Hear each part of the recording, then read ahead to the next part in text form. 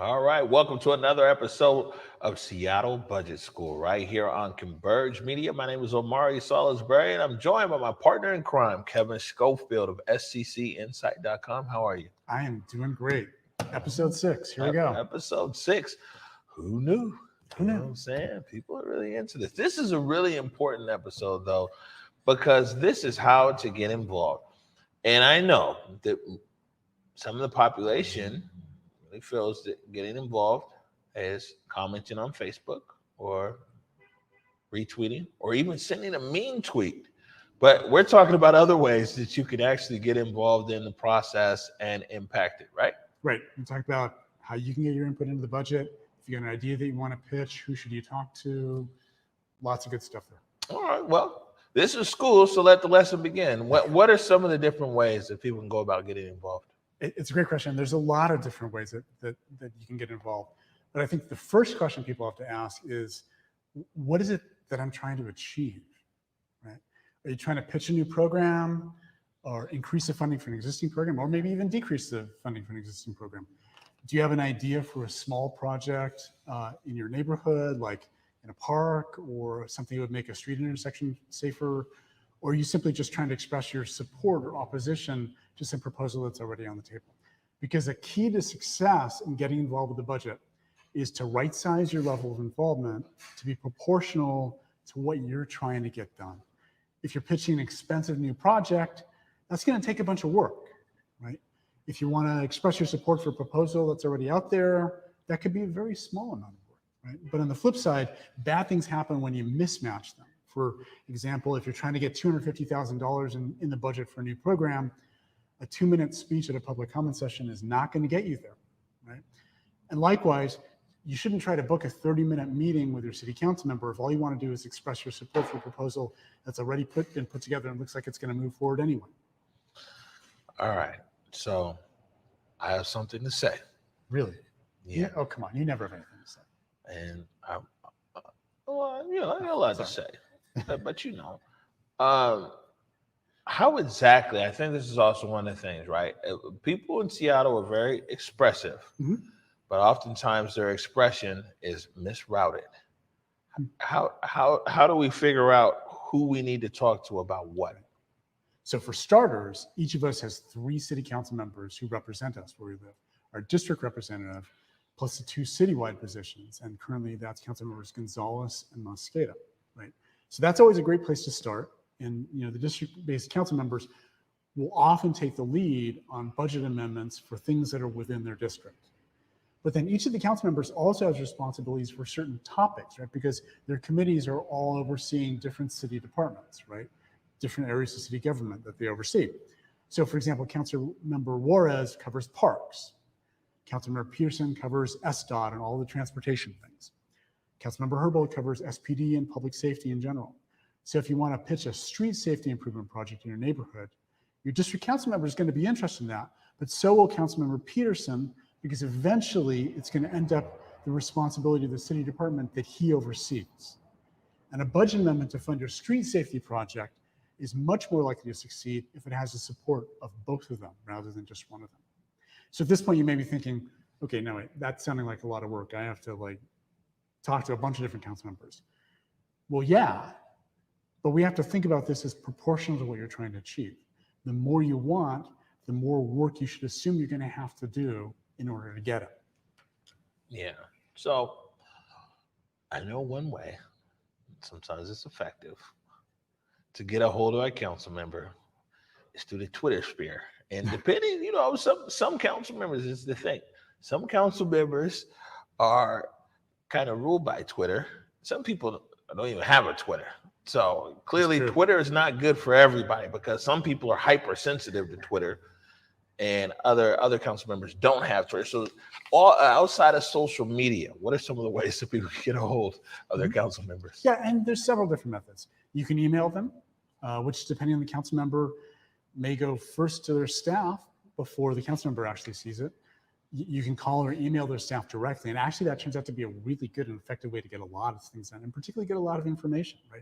Their legislative aides all of different topics that they work on. So sometimes you can make a lot of progress talking to the right staff person for a council member instead of trying to get to the council member directly, right? But if you feel like you need a longer conversation, then you can schedule an appointment with your council member. Though be aware that during busier times, you may not get an appointment for a couple of weeks. Again, if you can talk to one of the legislative aides faster, that may be a better route to go so that you don't miss an important deadline. Several of the district-based council members also do regular in-district office hours, and that's a great place also to go talk to them. Often you can contact their office ahead of time and book a specific time during their office hours to sit down and talk with them. And you can choose to sign up for public comment at one of the 3 public hearings scheduled during the budget process. And Budget Chair Mosqueda has also said that she'll be scheduling public comment during the morning sessions of the days where the Budget Committee is meeting, but those are probably going to be relatively short, 20 to 30 minutes tops. I get you. So basically, one of the big questions that I have is public comment. Yeah. Oh, public comment. Well, the reason why I bring up public comment is I think a lot of people actually got an understanding of public comment because of COVID. And you said I kind of be kind of interested to be down there at actual city hall chambers and public comment, people with their flare, their glare, their this or that, but public comment took a whole nother understanding during COVID. And you listen to all the public comment. I just tap in and tap out. I like people to think that I listen to okay. I've listened to one time it was for hours, dog. Yeah. And I'm like, man. Yeah. But the thing is this. At the end of the day, how effective is public comment? And are these people really listening to public comment? Is somebody listening to it, paying attention? So there's certainly a case to be made that it is not the most effective way to talk to council members.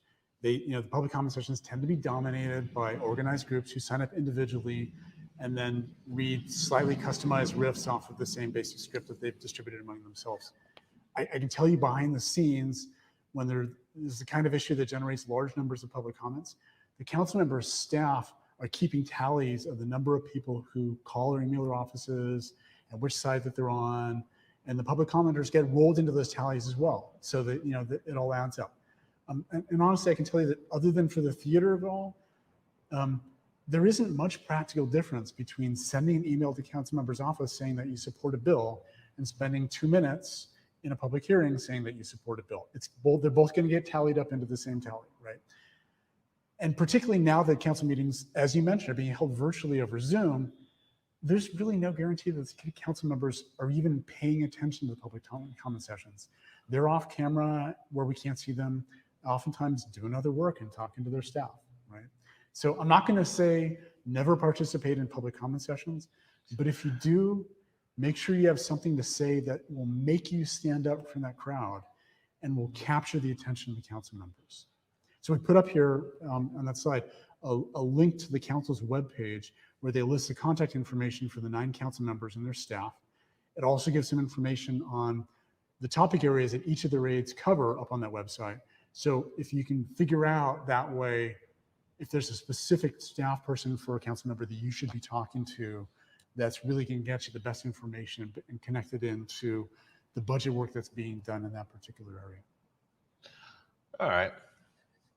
So, man, I can't wait until public comment goes back to the chamber, though. It's just a different experience. It's a different kind of theater. It's a different kind of theater. And it is too. And also, like I said, man, there is no turn off the camera. There is no whatever. Like all of the members are right there in front of you. Mm-hmm. And then also the repeated script is very less effective in the chambers, because in the chambers, you're looking the council members in the eye and they're looking you in the eye, and you just reading the same pre-printed script over and over. It's like everybody, even the audience, is like, dude, you're speaking directly now. You know what I'm saying? When you're disconnected by the computer and by Zoom, you're literally disconnected. But to be in the chamber with people who even might be for something or against it, and you're there with the council and the cameras on you, all of a sudden, you reading the exact same thing as everybody else, it don't really work like that. People really want to hear what you have. That's the whole point of it, is to hear what you have to say. And find a way to stand out from that crowd. say something that, and we're going to talk more about this in another context in a minute, say something that really stays with people. You know, I've seen some effective, I wouldn't say performative, but you know, sometimes people, they go in there, they dress all wild, different this, The different raging that. grannies. Yeah, that's how you cut through. Who forgets a Boom. raging granny? Right? All right, so we know that there's always other stakeholders involved in council members' decisions, whether it's lobbyists, whether it's private sector, whether it's, you know, constituents in their home district. Yep. Who else besides council members should voters be talking to? Yeah, so that's a great question. Again, you got to think proportionally about what it is you're trying to achieve. There may be several other people worth talking to, right? So if you're proposing adding money into a city department's budget for a program or cutting money from the department's budget, you should assume that the council members are going to ask that department what they think about that idea, right? Do they think it's a good idea? What will be the impacts? Do they have the bandwidth to take it on? Is the amount of money that you're proposing sufficient for what you want to do?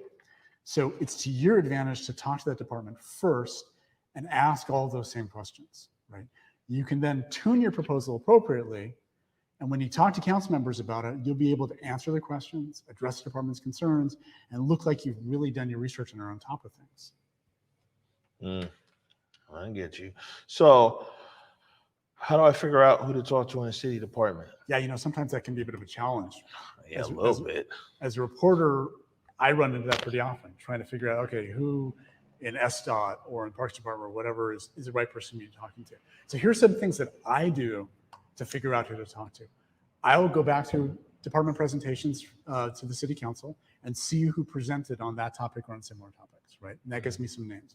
I also go to the department's website, look to see if there's a page for that particular topic or program. And there's often contact information for the people who work in that area and run that program.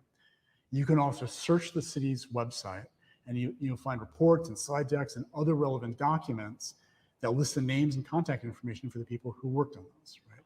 And as a last resort, departments have what's called a public information officer who's responsible for that department and for getting information out to the public about what the department is doing.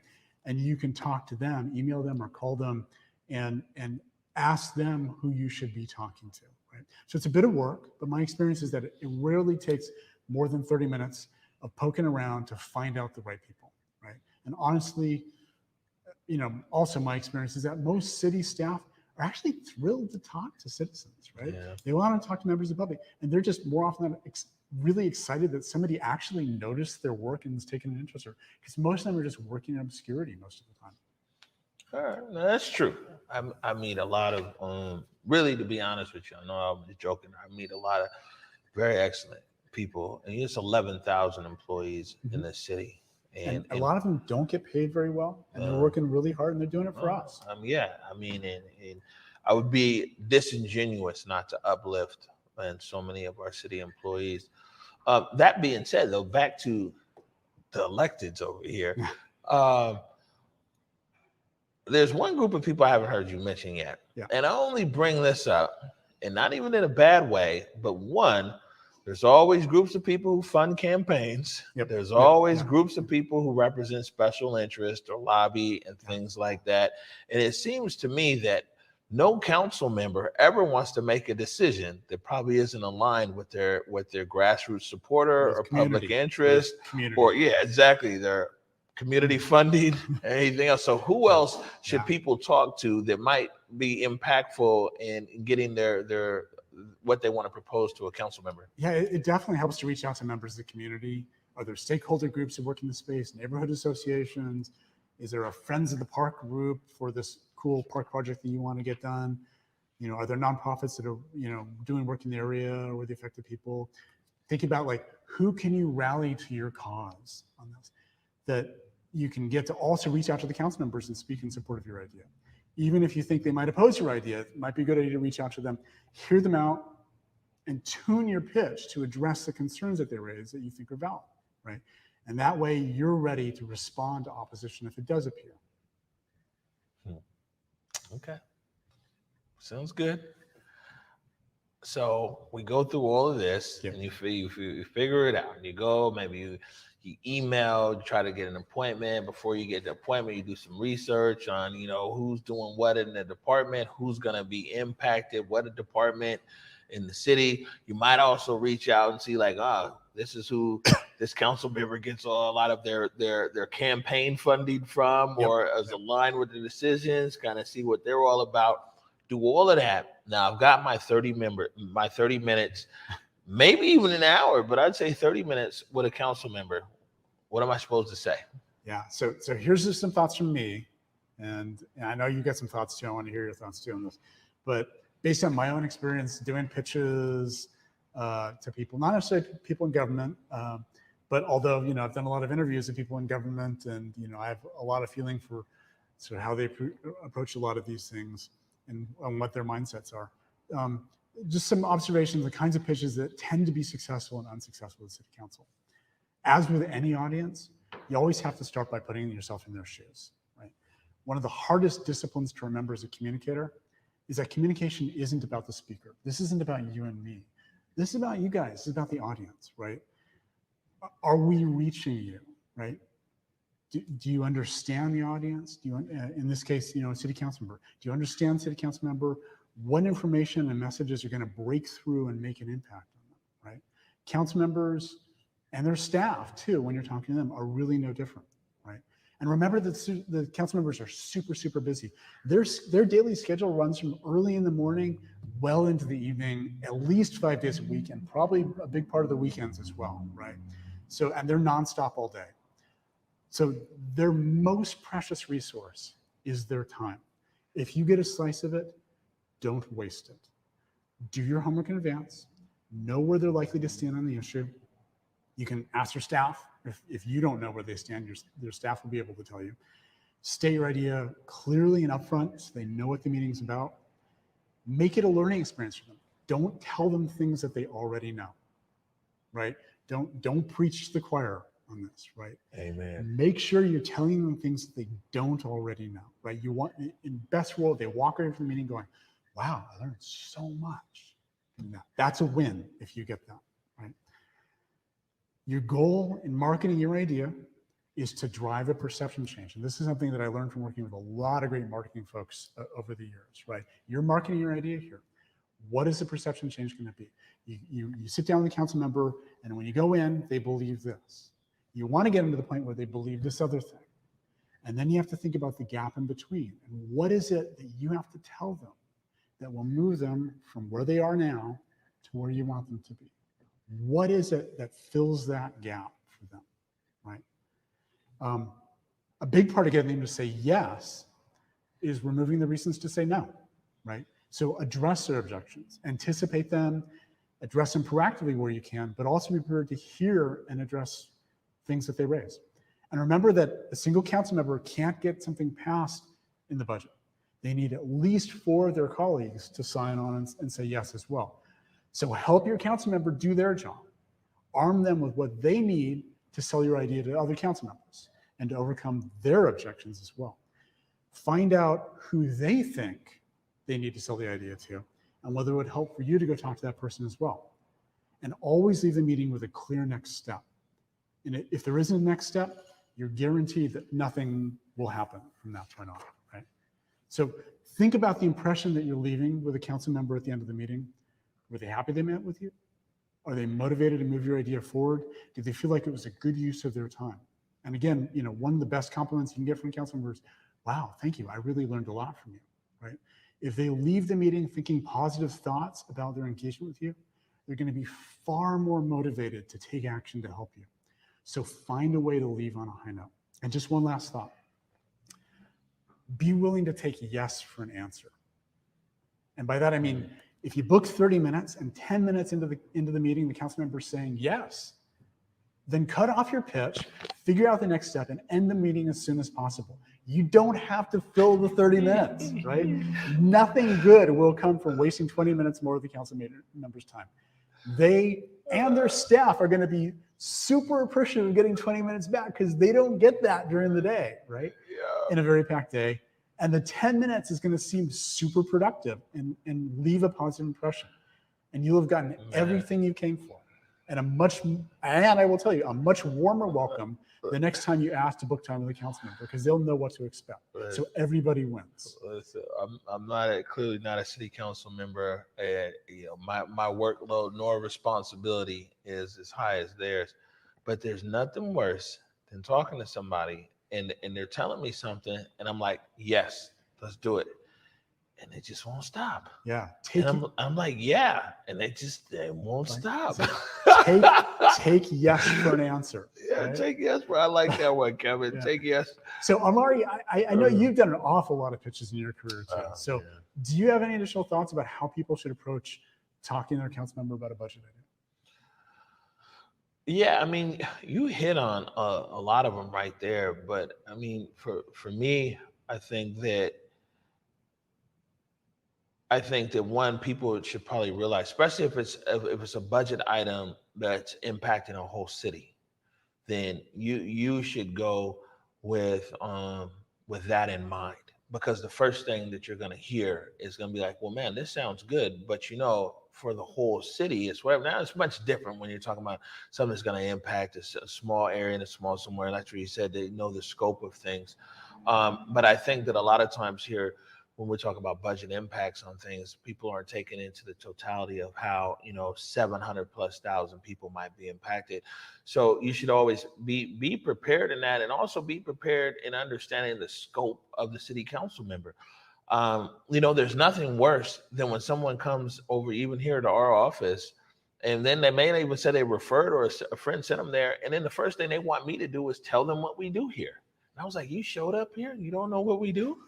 Right. And I think what you talked about is understanding what is really within your district's council member, and then, whoever else heads a committee is very important, because the moment that people realize that you don't know what you're talking about or don't really grasp the whole ecosystem, then it's kind of like, and so you really need to be a student here. And I'm glad that you've done a good outline here of at least telling people a good starting point. But ultimately, whatever you're going to pitch, it has to have some real value. And the more and more these days, it's digital and everybody's connected and, online and everything else, the smoke and mirrors, and they used to call it pork barrel back in the day. There's less and less space for that, and there's more scrutiny.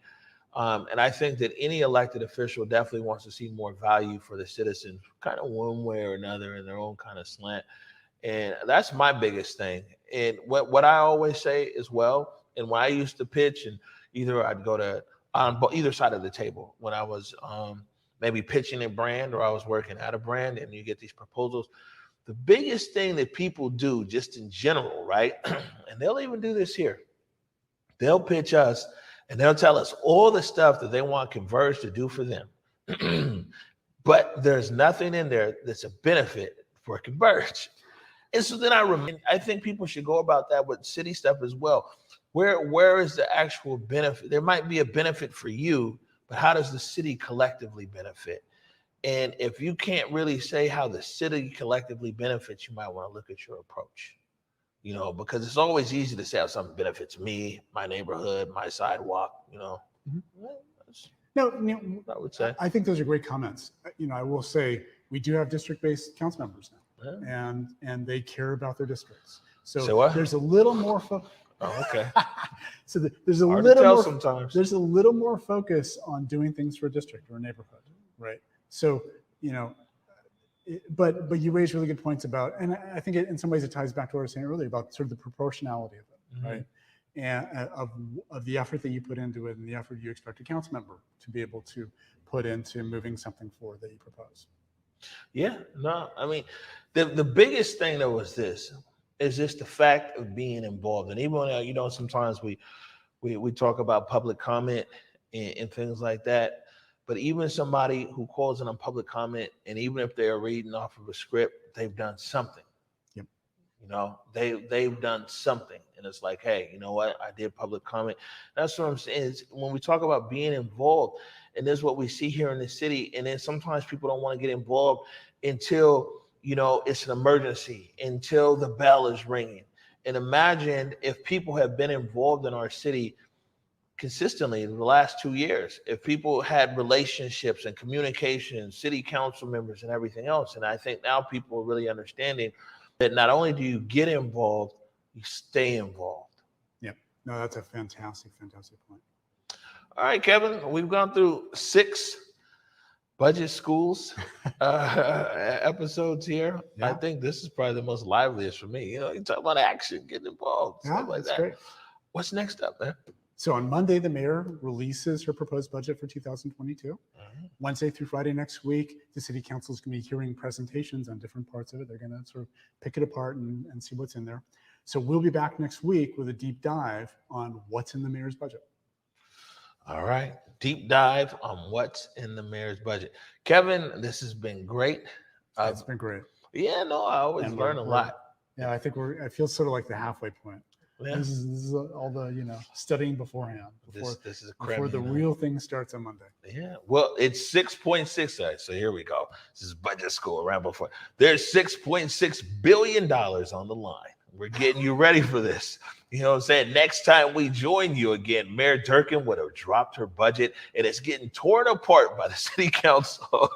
And we're going to bring you everything to keep you updated and go into a deep dive with it.